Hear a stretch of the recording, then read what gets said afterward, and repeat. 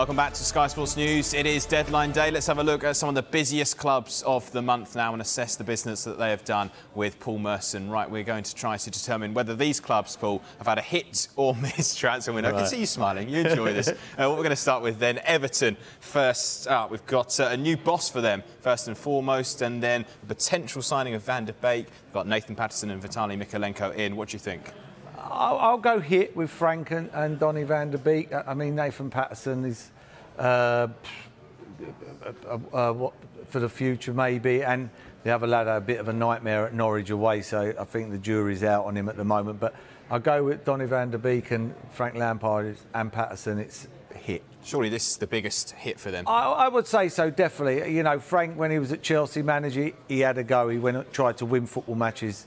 You know, some days when it weren't working out at Stamford Bridge and you never looked like scoring in a month for Sundays, at least he went for it still. And maybe they lost 1-0, but, you know, they'll like him at Everton. He'll play entertaining in football. I'm glad he's got another chance. Yeah, and if they get Dele Alli in, even more so? Yeah, very much so, definitely. Own and make them better. OK, well, we could see Lampard up against Gerrard this season then, because he is, of course, the Aston Villa boss. What do you make of the deals they've done so far? Felipe Coutinho, Luca Digne, Callum Chambers, all in? Yeah, hit. For me, hit, yeah. I think Coutinho, if he gets anywhere near anywhere of the heights he was at, definitely. Lucas Digne, a good player. And Callum Chambers is not as old as what everybody thinks he is. Do you know what I mean? He's been around a long time, Callum Chambers, but a good pro, playing a few positions. Yeah, I like it. Good signings, all three of them. Again, we're starting to see the real pull of some of these big-name managers, aren't we? Coutinho, you would imagine, wouldn't have happened without him. Very much so. You know, a lot comes down to it. You know, all the clubs now pay money. You know, it's about who the manager is and who they want to play for. And, you know, Steven Gerrard, Coutinho, no disrespect to Aston Villa, who are a great club and lucky enough to play for him, Coutinho wouldn't have signed if Gerrard weren't manager. OK, right. Let's move on to Newcastle then. We expected them to be busy. They're busiest club so far. Spent a lot of money. Merson, they've got Kieran Trippier, Chris Wood, Bruno Guimaraes in. We're waiting to see whether they can add to that with Target, Ekitike or Burn. What do you think at this point? I could only say hit if they stay up. Honestly, none of them are like, you know, none of them signings are, you know, are breathtaking. You know, if you put Jesse Lingard up there, I'll go, wow. Okay. Do you know what I mean? But, you know, they're that level, you know, Chris, you know, playing down at the lower parts of the Premier League, Target, you know, just he's steady, but he played behind Jack Grealish for the last 2 or 3 years that made him even a better player. Yeah, I'm not sure, but they've given themselves a chance. Okay. I could only say hit if they stay up. If they don't stay up, I think it was bad business, and they'd have been better off just going for 2 superstars. Right, OK, yeah, on the fence slightly with that one then, Merce. But if they get Lingard, then we're saying yeah. Let's move on to Spurs then. It's been a really interesting window for Spurs so far, because a lot of outgoings potentially for them. These 4 in particular today, with Kulusevski and Bentancur potentially coming in. At this point, though, no deals done.